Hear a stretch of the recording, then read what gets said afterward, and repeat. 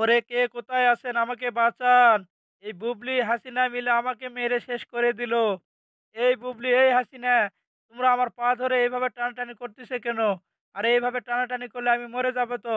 এই লুচ্চা, এই বদমাইশ, একদম চেঁচামেচি করবি না। আজকে তোর পা ভেঙে তোকে বাড়িতে ফেলে রাখবো। আচ্ছা মোদি, আমাদের মতো সুন্দরী বউ রেখে তুই আবার একটা বিয়ে কেন করলি সেটাই বলতো। বুবলি, হাসিনা, তোমাদের সব প্রশ্নের উত্তর দিচ্ছি। তার আগে রাস্তা থেকে আমাকে সরে ফেলো। কারণ গাড়ি এসে চাপা দিলে আমরা তিনজনেই মারা যাবো। আরে দেখো দেখো, ওই যে গাড়ি আসতেছে।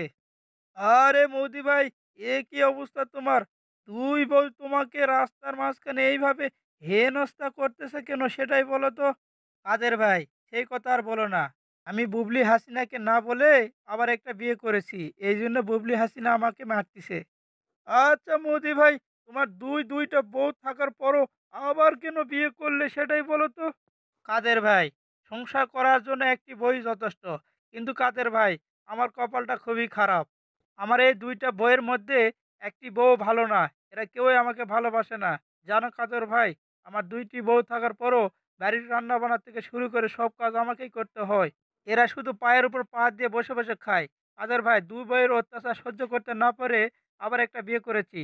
কাদের ভাই, তুমিই বলো, নতুন করে আরেকটা বিয়ে করে আমি কি ভুল করেছি? আরে মৌদি ভাই, এ কি শুনলাম আমি? আরে দুইটা বউ থাকার পরও যদি স্বামীকে বাড়ির সব কাজ করতে হয়, তাহলে তো এমন বউ থাকার চেয়ে না থাকাই ভালো। হ্যাঁ সিনাপা, আমি মনে করি মোদি ভাই বিয়ে করে ভুল করেনি। তোমরা যদি মোদি ভাইকে ভালোবাসতে, তাহলে তো তার নতুন করে আর একটা বিয়ে করার দরকার ছিল না। যেহেতু তোমরা তাকে পাত্তা দাওনি, তাই সে বিয়ে করেছে।